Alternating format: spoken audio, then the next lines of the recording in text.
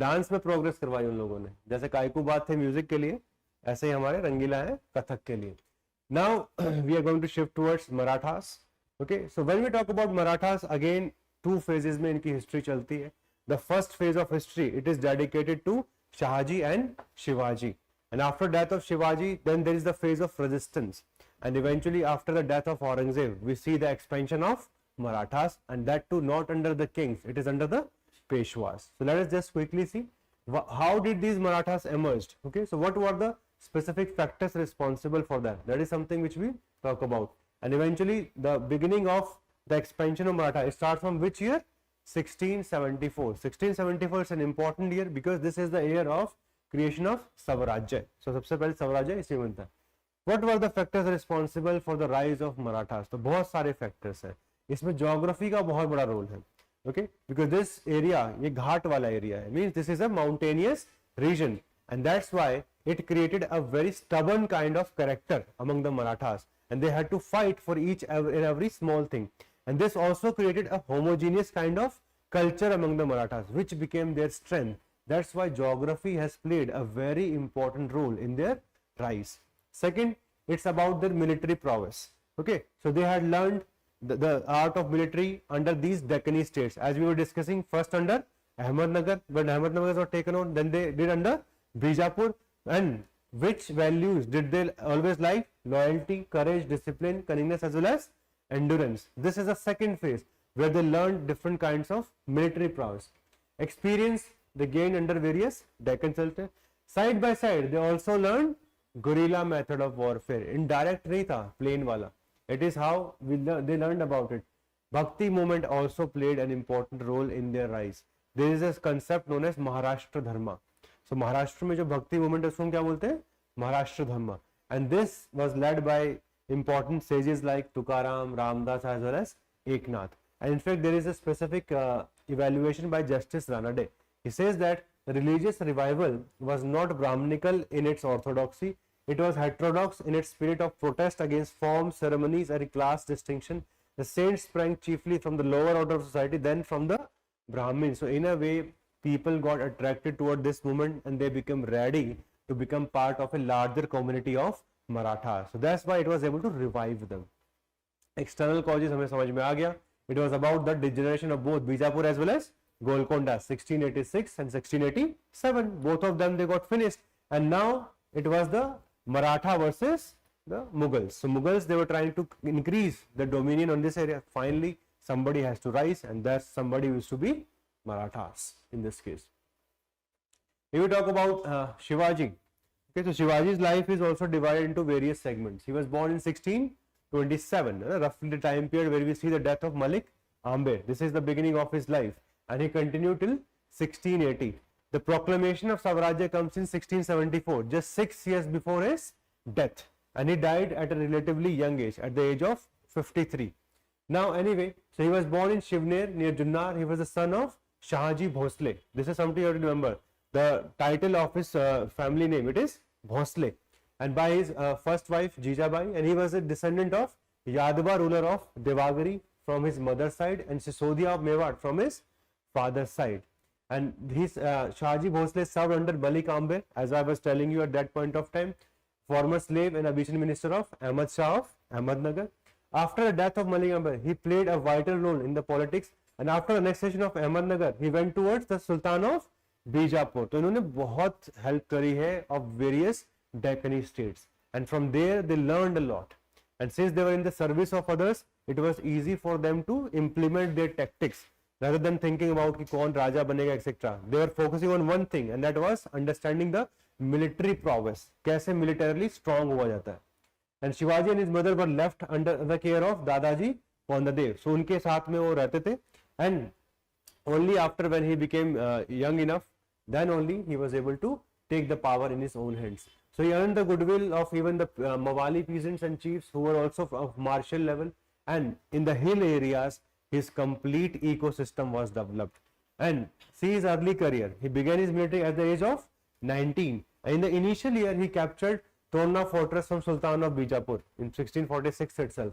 Then he rebuilt and captured the Raigad fort also. Then took over the father's Jagir from Dadaji Kondadev after his death.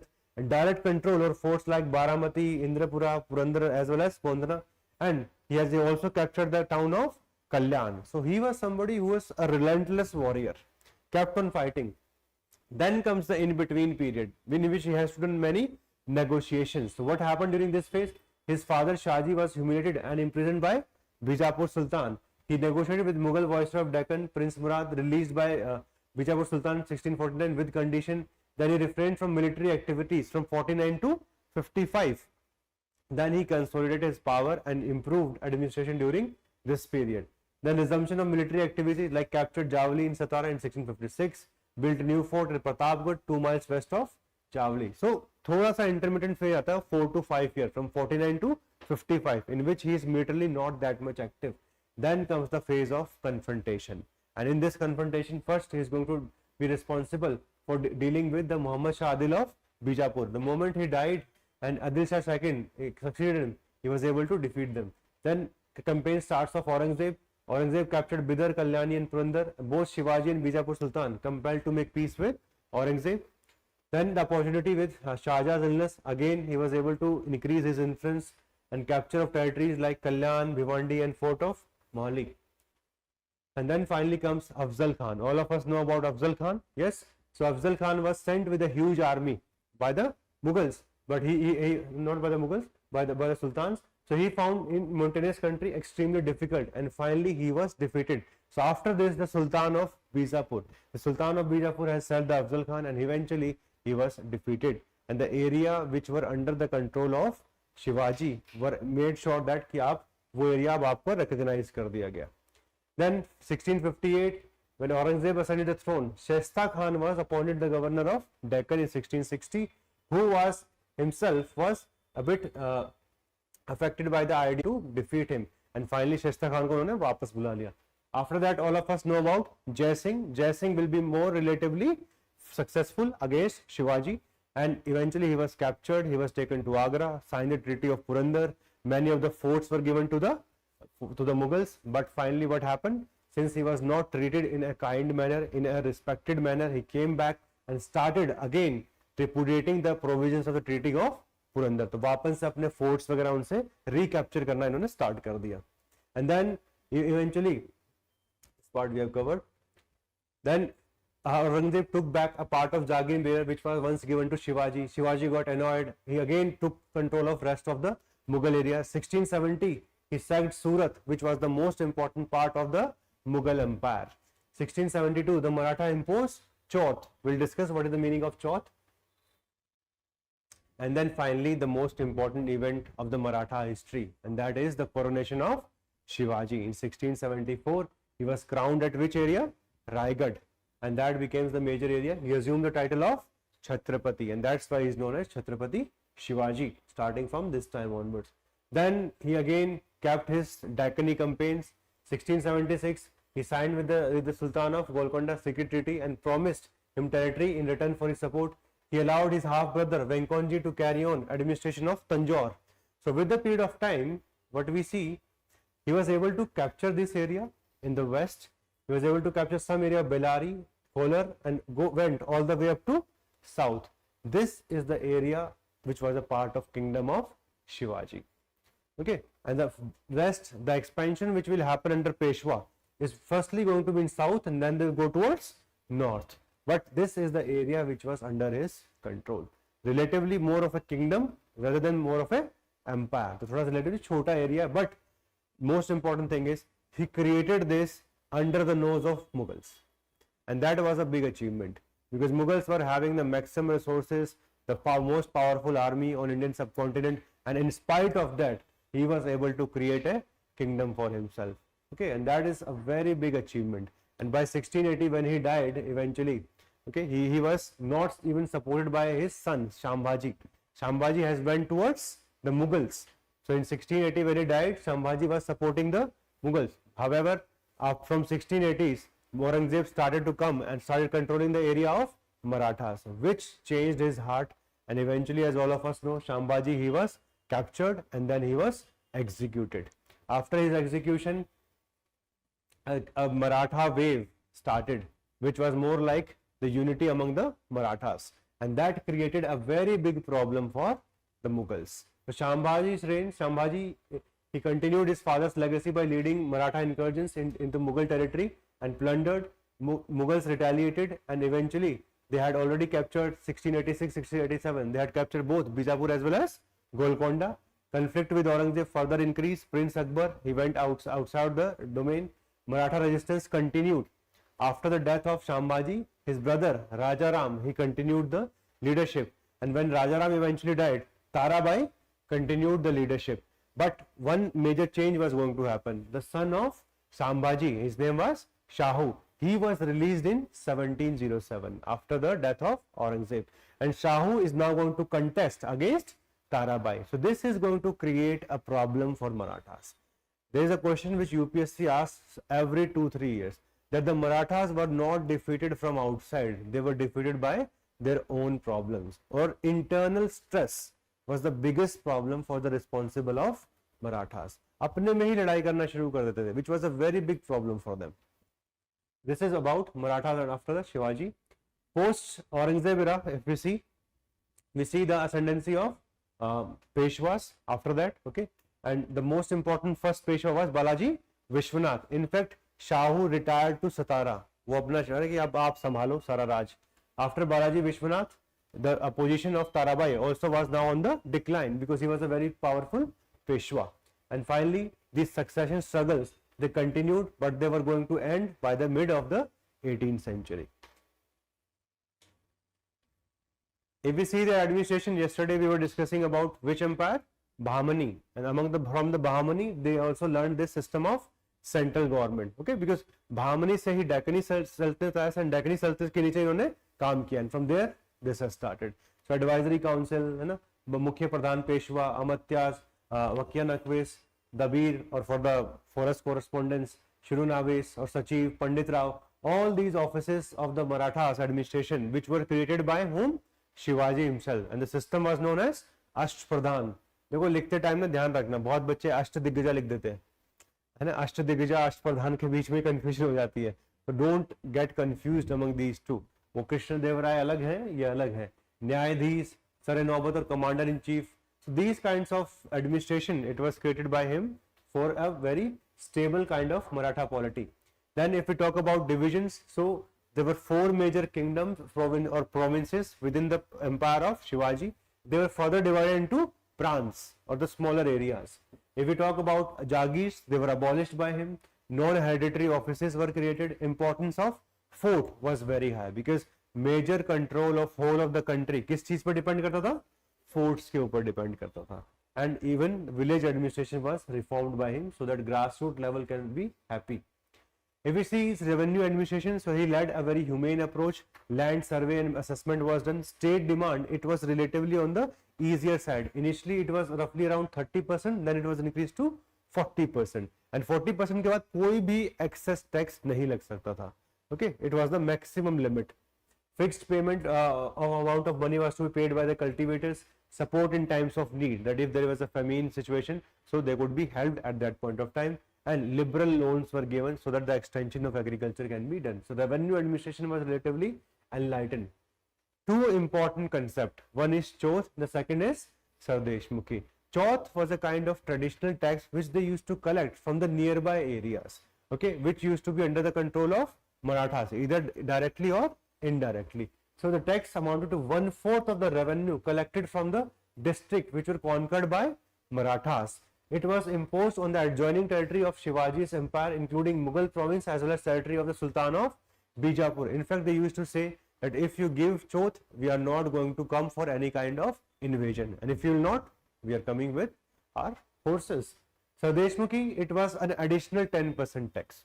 Sardeshmukhi का मतलब ये है, Deshmukhi is like a chief, a feudal lord, and since he was the lord of the lords, his title was Sardeshmukh, and that's why 10% extra tax was taken as a result of this sanctity. Hereditary claim was laid by Shivaji, and eventually this is the major reason why Marathas were not having good relationship with any of the Indian state. हर किसी के साथ चौथ की और सरदेशमुखी की demand रहती थी. In fact even Bengal में अलीवर्दी खान थे. Alivardi Khan had paid the Chauth to the Marathas. So चौथ के चक्कर में the relationship became relatively upside down with all the major dynasties of the time, जो कि मुगल्स के डिक्लाइन के बाद emerge करती है north India, and this is the major reason why nobody supported them in the battle of Panipat. सबसे बड़ा diplomatic failure इस चौथ ने क्रिएट किया था. That's why I told you ना कि भाई conquering the area is the first thing which you can do. उसके बाद आपको इकोनॉमिक रिफॉर्म्स, एडमिनिस्ट्रेशन को स्टेबलाइजेशन, ये सारी चीजें करनी पड़ेंगी. These things against were not done by the Marathas because they were only interested in Chauth and Sardeshmukhi, and that became a big problem for them in the future. If we see their military, standing army was there, focus was on soldier welfare, divisions included infantry, cavalry, elephant corps as well as artillery. They were focused on training in the guerrilla method of warfare as well as organization of infantry. So full focus was on this. Navy was more of territorial navy, not too far away from the coast. Then justice, as I've told you, there was no different setup of justice. The king himself was the supreme justice element. Panchayat functioned in the villages, and at max you can go for the civil and criminal cases, and they were heard by the Nyayadhish, which was already part of the Ashtapradhan, uska part se. Okay, and then comes the rule of Peshwa. When we see the rule of Peshwa, they roughly from 1713 to 1818, because in 1818 the system of Peshwaship was abolished. The last Peshwa, okay, as all of us know, Nana Sahib, his title was taken and he was sent to Bithur. Bithur में भेज दिया था, and then he is going to fight for pension. है ना, आज भी हम pension के लिए लड़ाई कर रहे हैं, ओल्ड पेंशन. सो नाना जी ने भी वही काम किया था उस टाइम पे. But anyway, starting from 1713 it went all the way up to 1818, so roughly 105 years, and this history it is dominated by Peshwas. The first major Peshwa was Balaji Vishwanath. Balaji Vishwanath, he assisted Sahu in creating his or consolidating his power. Kanhoji Angre, he was a very famous naval chief. So this was also brought to the side of Sahu by him only. And finally, the practice of granting Jagirs was revived by him, and this office became hereditary. After him, his son Bajirao I, it's more of a legend, and Bajirao I was responsible for the expansion of the Maratha Empire, and that's all we have to remember. How he did? First he defeated Nizam of Hyderabad, then the Rajputs, governor of Malwa, the governor of Gujarat. All of them were defeated by him. He also freed Bundelkhand from the control of Mughals. The commander-in-chief, Trimbak Rao, who troubled the Peshwa, was also defeated. Treaty of Varna was signed in 1731, after which the sovereignty now shifted towards Sahu. अब कोई उसके बीच में कोई भी division नहीं होने वाला. Thana, Salsette, Basin, they were taken away from the Portuguese. So in this way, Bajirao I was the one who was the real empire builder. These activities were continued by his son Bajirao, okay, or Bajirao II, and he continued this. But during his reign, we have one of the most colossal devastation, and that is the Third Battle of Panipat. This Third Battle of Panipat happened because of various reasons.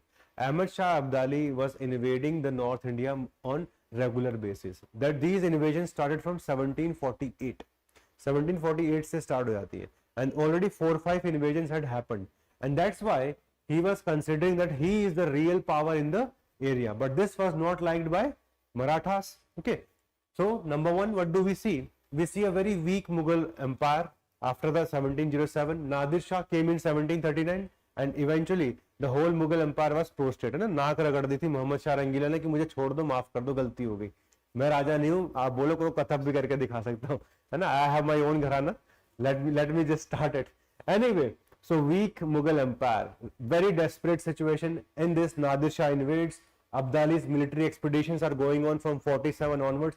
In this situation, political intrigues, they increased. In fact, many of the credible people, they had already left Delhi, और हर किसी ने अपना अपना empire बनाना शुरू कर दिया. सदात खान ने अपना बनाया, मुर्शीद कुली खान अपनी जगह रह गए, और अपना निजामुल मुल्क साउथ की तरफ चले गए. जितने भी कैपेबल लोग थे वो सब छोड़ के जा चुके थे. And Maratha intervention, Maratha attempted to counter Abdali at this point of time.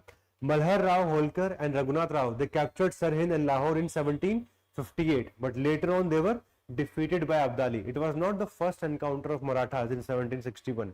Already उनकी एक लेवल पे लड़ाई हो चुकी थी.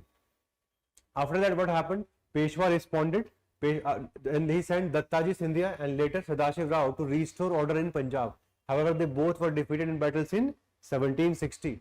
and finally the alliance formation. And this alliance formation में कौन जीत गया? Ahmad Shah Abdali. He got one more strong friend, Sujaud Dola from the Awadh itself. Then he was also helped by the other Afghan kingdoms of Rohilkhand, and finally even the Jat leader who was initially supporting the Marathas eventually also became neutral. And as a result of this, a kind of warfare which was going to be face to face, which is more going to be decided by the famine which will affect the army of Marathas, and all the enemy lines, okay, they were captured by the our Afghans. And as a result of this, we see a decline, and from 1761 onwards large Maratha losses were going to happen. Okay, disarray, Holkar fled the battle, Scindia also left, Peshwa died in grief because his son also died, and we see a large number of important generals, they lost their life in this battle. Abdali also recognized the Shah Alam II as an emperor, and Maratha recovery started. It is not like that after 1761 it was the end of Marathas, no. But the only problem is now they could not capture the rest of India. Their advance towards the north, it was halted, and now they had to look within again. Within वो उसकी तरफ shift हो गए. And this revival was done by Peshwa Madhav Rao. So Madhav Rao is considered one of the very important personality in Maratha history, and the major reason is he revived the fortunes, because after a decline, reviving is a very difficult task, and this revival happened during his rule. So this person became the Peshwa. He restored. He also fought many campaigns, fought against the Nizam of Hyderabad in 1763, led a various expedition against Hyder Ali, because this is also a time where Hyder Ali becomes active from 1761 onwards, okay, in the area of Mysore. Regained territory also from Hyder Ali. He also tried to control in northern India by defeating the Rohilla Pathans who were having the Afghan kingdom, and then he also restored Shah Alam II. Shah Alam II was brought back because he was defeated in the battle of Buxar, so he was also brought back. So till the time Madhav Rao was in power in 1772, Marathas were looking that they could easily reach their highest strength. But the problem was, it was from 1772 itself, again the war of succession was going to start. So he died. After his death, he had no son. So his younger brother Narayan Rao was put on throne. Narayan Rao was murdered by Raghunath Rao. Okay. Then eventually there was a divide. There was one personality whose name all of you need to remember. It is Nana Fadnavis. Nana Fadnavis, he was a very wise person. So somehow he was able to keep all the Maratha Sardar together, and Raghunath Rao, he was not supported. And eventually his younger son Savai Madhav Rao was proclaimed as Peshwa. After that, after death of Madhav Rao II, Bajirao II, the son of Raghunath Rao, became the Peshwa, and he was the last one to hold the title. Bajirao II, he was not a kind of Marathas, who was very strong in his approach. He fought with Holkar, got defeated by him. He signed a treaty of Basin with the British, and that bled the beginning of the Second Anglo-Maratha War. And when the Second Anglo-Maratha War ended by 1805-06, eventually the Marathas were now under the complete imprisonment of the British. He tried his level best in 1817-1818 to get outside the British rule, but eventually to no avail. So वहाँ भी वो हार गए. And by 1818, the whole system of Peshwaship was abolished. British, they are very ruthless. At the same time, they will always give you lollipops. So what they did, they put one of the minor descendant of Shivaji in Satara to tell him, you are the real Raja. Peshwa ने तो बाद में कब्जा किया था. We are liberating you rather than making you feel bad about yourself. So after that, the Shivaji continued, and later on, Satara will be taken by whom? Dalhousie. Under which rule? Yes, doctrine of lapse. That will be the complete end. Okay, वो mostly books में ध्यान नहीं देते उसके ऊपर, but Satara was taken back. In fact, Nagpur also. Nagpur को भी वो capture करेंगे बाद में on the same principle. So this is what we were required to understand with respect to the political history. ठीक है, कल हम थोड़ा सा religious history करेंगे about भक्ति and सूफी, उसी के ऊपर फोकस करेंगे कल. ठीक है, plus I have given 5 questions. ठीक है, 5 questions वो आप लिख के लेके आना. They are very easy. Whatever we have covered in the class, सिर्फ उसके बेसिस पे, कुछ भी एक्स्ट्रा रीडिंग नहीं करना. बेसिक से पीपीटी सामने खोलना, पढ़ना, फिर लिख लेना. ठीक है, just focus on creating structure. What could be the introduction, what could be the structure, what could be the conclusion. कहीं पे छोटा मोटा अगर कोई हिस्टोरियन याद आ जाए तो वो भी लिखने की कोशिश करना जहाँ पे पॉसिबल हो, बट अभी हिस्टोरियोग्राफी के अंदर इतना फोकस नहीं करेंगे, वो हम बाद में आराम से एक एक करके टॉपिक वाइज पढ़ेंगे. But I hope you are able to get the final picture of medieval India, starting from early medieval to Delhi Sultanate to the rise of various regional power, which includes our Bahmani as well as Vijayanagar. And from Bahmani, as we have already discussed, we see the rise of various small Deccan Sultanates which are captured by Mughals, and during the same time we see the rise of Marathas, and this relationship continues and it eventually gets to this logical end by the 18th century. And by 18th century, this is the area of flux, because 18th century is more like troubles from all sides. Okay, during the time where we see decline of Mughals, we see the rise of Marathas, we also see the rise of British East India Company. This British East India Company will fight with whom? With the French largely. And when this battle is going to come to an end with the signing of Treaty of Paris in 1763, there was only one power which was left behind. And in fact, this battle of 1761 made one very big impact. It decided that who was not going to rule India. Marathas were now not going to rule India. It only decided rule कौन नहीं करेगा, इसने ये decide नहीं किया कौन rule करने वाला है. And that's something which happens. Like in 1764, Marathas could not help the emperor. Otherwise, if Maratha would have come in 1764, the end would have been something different. तो British कभी आ ही नहीं पाते. But since they were defeated in 1761, they were not having the requisite strength to go for a major battle at that point of time. And eventually, as all of us know, rest is history. All of us are outcome of the imperialism and colonialism of British, our education, our dress. Hi, a very good evening to all of you. I'm Vikas Elawat. I'm a former civil servant. I was able to crack UPSC twice. In fact, in 2018, I was able to get highest marks in history optional, and they were around 324. So this year I'm coming up with a series which I am calling self study history optional. इस series में 100 से ज़्यादा video होने वाले हैं which are going to cover the different nuances of ancient, medieval, modern as well as world history. So those of you who are preparing for 2025, register करिए and try to get the maximum out of this specific initiative of ours. So at Prep Career IAS, we are producing results from last many years. 2023 में बहुत सारे toppers हमारे institute से थे. 2022, 21 हर साल बहुत अच्छे टॉपर्स यहाँ से निकले हैं. And they have been able to get very good marks in history optional. So those of you who are thinking कि यार start करके कितना कर पाएंगे कितना नहीं कर पाएंगे, we already have achievements with us. I was able to achieve, my students are achieving, and you can be the next. In sessions में क्या होने वाला है? Number 1, will be focusing on foundation of basic concepts starting from what is history, what is historical period, what is proto history, what is pre history, basic level. Okay. Second, alignment with UPSC syllabus. जितना भी history optional का syllabus है वो 51 parts में divided है. So we are going to align each and every concept with the syllabus itself.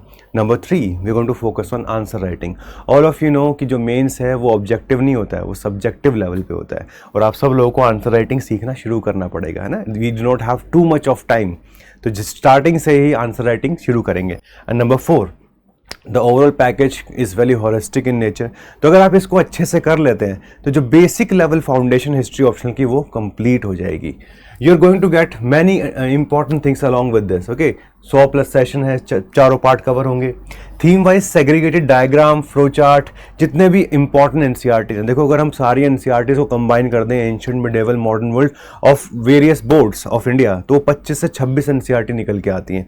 उन सबको हमने कोहेरेंट फॉर्म में डिज़ाइन किया है so that you can learn the best from that. Okay. Because देखो, हिस्ट्री में रिसर्चेस चलती रहती हैं. अभी तमिलनाडु की जो एनसीईआरटीज़ हैं, they are more important in comparison to the recent history than the previous history, जो कि आर एस शर्मा वगैरह, सतीश चंद्रा या फिर बिपिन चंद्रा ने लिखी हैं. That's why we are covering all the NCERTs and that's why 100+ sessions हो जा रहे हैं टोटल मिला के. देन 30+ वैल्यू एडेड आपको डॉक्यूमेंट मिलने वाले हैं. डेडिकेटेड आंसर राइटिंग सेशन मिलेंगे. जूम सेशंस भी करेंगे बाद में, ताकि आप लोगों की जितनी भी डाउट्स हों with respect to learning they could be solved. Overall जो है आपको क्लास की पीपीटीज मिलेंगी, कंसेप्ट लिस्ट मिलेगा, PYQs, जितने भी PYQs हैं उनको अच्छे से हमने डिज़ाइन कर दिया ताकि आप सब उनको अच्छे से पढ़ सकें। माइंड मैप मिलेंगे पूरे सिलेबस के, वर्कबुक और लर्निंग असाइनमेंट्स मिलेंगे and self assessment test, so that once you learn something तो साथ में उसको एटलीस्ट इवेल्युएट भी करना चाहिए ना कि भाई हमें कुछ समझ में आया भी है नहीं आया, एटलीस्ट जितना रिक्वायर्ड है वहाँ तक पहुँचे हैं या फिर नहीं पहुँचे हैं। तो आपको करना क्या है, what we need to do that, सबसे पहले आप रजिस्टर कर लीजिए, ठीक है। आपको एक स्पेसिफिक गूगल शीट मिलेगा, उसमें आप रजिस्टर कर लीजिए। Then as all of us understand, हर किसी के पास लिमिटेड स्लॉट्स हैं, तो आपको एक स्पेसिफिक कॉल आएगा and that is something which we are calling at screening process, because अगर हमें आपको ये सारी सर्विसेज प्रोवाइड करनी है, the number of students which we can help they are always limited in nature. So academic counsellor is going to call you, they going to help you और दे going to understand आपकी requirement क्या है। हो सकता है आप college के first year में हो, सेकंड ईयर में हो, थर्ड ईयर में हो, और you may have already prepared for some time and you are not getting the desired result, तो इसलिए हमें स्क्रीनिंग प्रोसेस चाहिए होगा। And finally on the basis of this you're going to get the benefit of this program.